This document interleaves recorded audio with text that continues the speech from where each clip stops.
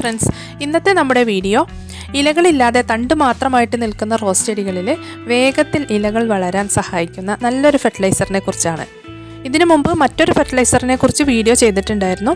അപ്പോൾ ആ വീഡിയോയിൽ പറഞ്ഞിട്ടുള്ള ഫെർട്ടിലൈസർ കൊടുത്ത് ഒരു 10 ഡേയ്സ് കഴിഞ്ഞതിന് ശേഷം മാത്രമേ ഈ ഫെർട്ടിലൈസർ കൊടുക്കാൻ പാടുള്ളൂ. അപ്പോൾ ആ വീഡിയോ കാണാത്തവരുണ്ടെങ്കിൽ അതിൻ്റെ ലിങ്ക് ഡിസ്ക്രിപ്ഷൻ ബോക്സിൽ കൊടുക്കാം.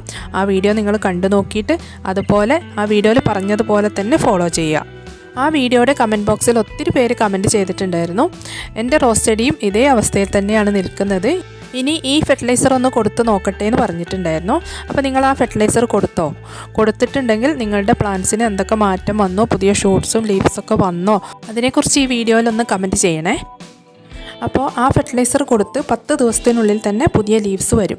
അത് ഫംഗൽ ഇൻഫെക്ഷൻ പോലുള്ള പ്രശ്നങ്ങളൊന്നും ഇല്ലാത്ത, കീടശല്യമൊന്നും ഇല്ലാത്ത പ്ലാന്റ് ആണെങ്കിൽ എന്തായാലും 10 ദിവസത്തിനുള്ളിൽ പുതിയ ഇലകൾ വരും. അങ്ങനെ വരുന്ന ലീവ്സ് എല്ലാം നല്ല ഭംഗിയായിട്ടും ഹെൽത്തി ആയിട്ടും ഇരിക്കണമെങ്കിൽ ഞാൻ ഇനി പറയുന്ന ഫെർട്ടിലൈസർ കൂടി കൊടുക്കണം. ഞാൻ എൻ്റെ റോസ് ചെടികൾക്ക് കൊടുക്കാറുള്ള ഫെർട്ടിലൈസറും കാര്യങ്ങളൊക്കെയാണ് നിങ്ങൾക്ക് ഷെയർ ചെയ്ത് തരാറുള്ളത്. അപ്പോൾ നിങ്ങളും അതുപോലെ തന്നെ ഫോളോ ചെയ്യുകയാണെങ്കിൽ 100% റിസൾട്ട് നിങ്ങൾക്കും കിട്ടും. അപ്പോൾ ഞാനിത് ചെയ്ത് എനിക്ക് 100% റിസൾട്ട് കിട്ടിയതുകൊണ്ട് മാത്രമാണ് നിങ്ങൾക്കും 100% കിട്ടുമെന്ന് ഇത്രയും ഉറപ്പ് പറയാൻ പറ്റുന്നത്. അപ്പോൾ അതുപോലെ തന്നെ നിങ്ങൾ ചെയ്യുക. പിന്നെ പലരും ചെയ്യുന്ന മിസ്റ്റേക്ക് എന്താണെന്നറിയോ, ഒരുപാട് വീഡിയോസ് കാണും. അങ്ങനെ പലരും പല രീതിയിലുള്ള കെയറിങ് ആയിരിക്കുമല്ലോ കൊടുക്കുന്നുണ്ടാകുക. അവരുടെ ചെടികൾക്ക് പല രീതിയിലുള്ള ഫെർട്ടിലൈസർ ആയിരിക്കും, അതുപോലെ പെസ്റ്റിസൈഡ്, ഫംഗിസൈഡ്, ഇതൊക്കെ പല രീതിയിലായിരിക്കും കൊടുക്കുന്നത്. അപ്പോൾ ഈ വീഡിയോസൊക്കെ കണ്ടിട്ട് എല്ലാം കൂടെ ഒരു ചെടിയിൽ പരീക്ഷിക്കും. അങ്ങനെയാണ് പലരുടെയും ചെടികൾ നശിച്ചു പോകുന്നത്. അപ്പോൾ നിങ്ങൾ ഒരു വീഡിയോ കാണുകയാണെങ്കിൽ ആ വീഡിയോയിൽ പറയുന്ന കാര്യങ്ങൾ തന്നെ ഫോളോ ചെയ്യുക. എൻ്റെ വീഡിയോ മാത്രം കാണണം, ഞാൻ പറയുന്നത് മാത്രമാണ് ശരി, അങ്ങനെയൊന്നും അല്ല കേട്ടോ പറയുന്നത്. എൻ്റെ വീഡിയോ കാണുന്നവരാണെങ്കിൽ നിങ്ങൾക്ക് അതിനോടൊരു എന്താ പറയുക, ഒരു വിശ്വാസം വരുമല്ലോ വീഡിയോ കാണുമ്പോൾ. അങ്ങനെ ഉണ്ടെങ്കിൽ മാത്രം എൻ്റെ വീഡിയോസ് ഫോളോ ചെയ്യുക. അതല്ലെങ്കിൽ നിങ്ങൾ ആരെയാണോ ഫോളോ ചെയ്യാൻ ഉദ്ദേശിക്കുന്നത് അവർ പറയുന്ന കാര്യങ്ങൾ അതുപോലെ തന്നെ ചെയ്യണം. പിന്നെ മുമ്പത്തെ വീഡിയോയിൽ കമൻറ്റ് ഇടുന്നവരിൽ നിന്നും ഏറ്റവും കൂടുതൽ ലൈക്ക് കിട്ടുന്ന ആൾക്ക് ഒരു കമേലിയ പ്ലാന്റ് ഗിഫ്റ്റായിട്ട് കൊടുക്കുമെന്ന് പറഞ്ഞിട്ടുണ്ടായിരുന്നു. വീഡിയോയിൽ അതിൻ്റെ ഡേറ്റ് പറയാൻ വിട്ടുപോയതുകൊണ്ട് കമൻറ്റ് ബോക്സിൽ പിൻ ചെയ്ത് വെച്ചിട്ടുണ്ടായിരുന്നു.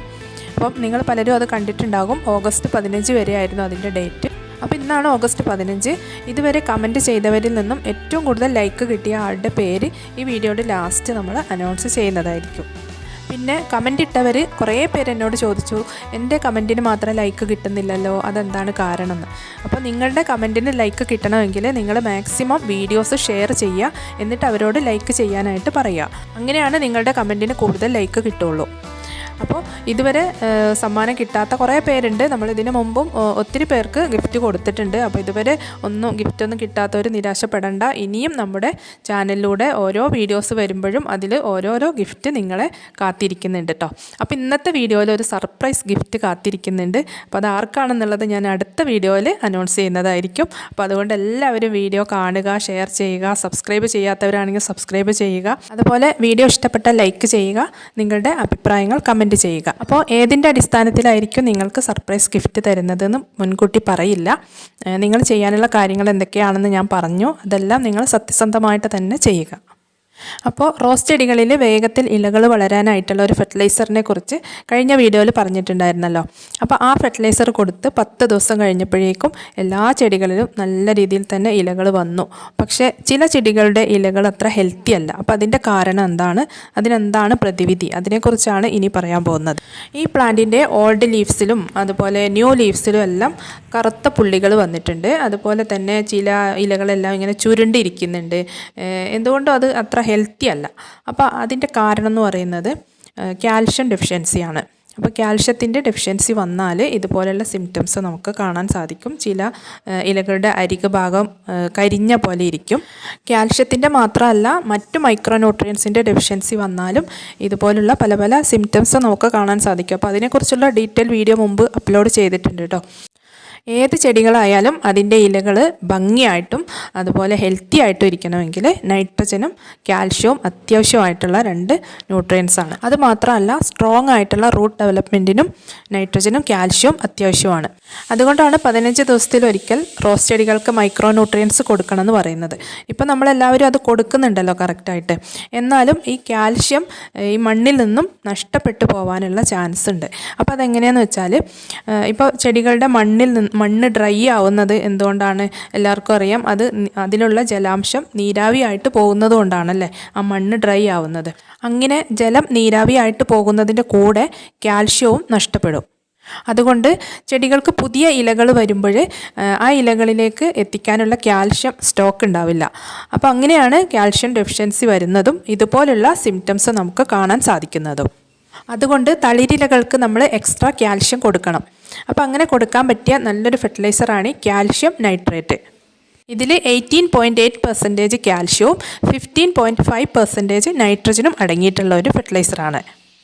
കൂടാതെ ഇത് 100% വാട്ടർ സോല്യുബിൾ ആണ്. അതുകൊണ്ട് തന്നെ ഫോളിയർ സ്പ്രേ ആയിട്ട് കൊടുക്കാൻ പറ്റിയ ഒരു ഫെർട്ടിലൈസറും കൂടിയാണ്.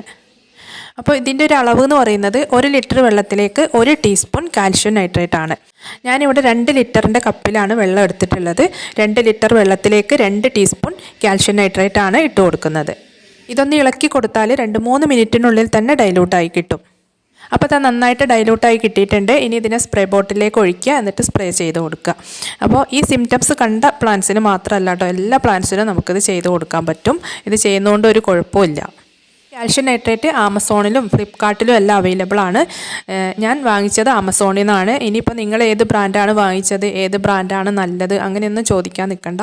ഞാൻ പറഞ്ഞ ആ ഒരു റേഷ്യോ ഉണ്ടല്ലോ, അതായത് 18.8% കാൽഷ്യവും 15.5% നൈട്രജനും ഉള്ള ഏത് ബ്രാൻഡായാലും കുഴപ്പമില്ല, നിങ്ങൾക്കത് വാങ്ങിക്കാം കേട്ടോ.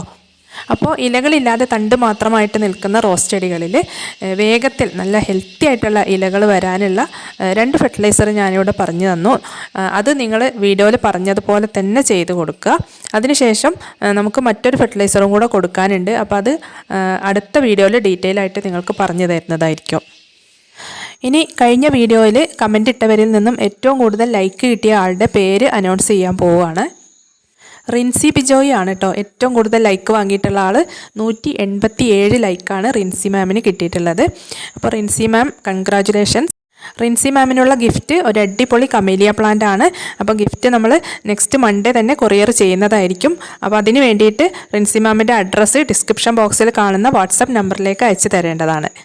അപ്പോൾ ഇനിയും ഇതുപോലുള്ള ഗിഫ്റ്റൊക്കെ നമ്മൾ കൊടുക്കുന്നതായിരിക്കും. അതുകൊണ്ട് വീഡിയോ കാണാൻ ആരും മറക്കരുതേ. ഇനി പുതിയൊരു വീഡിയോയുമായിട്ട് വീണ്ടും കാണാം. താങ്ക്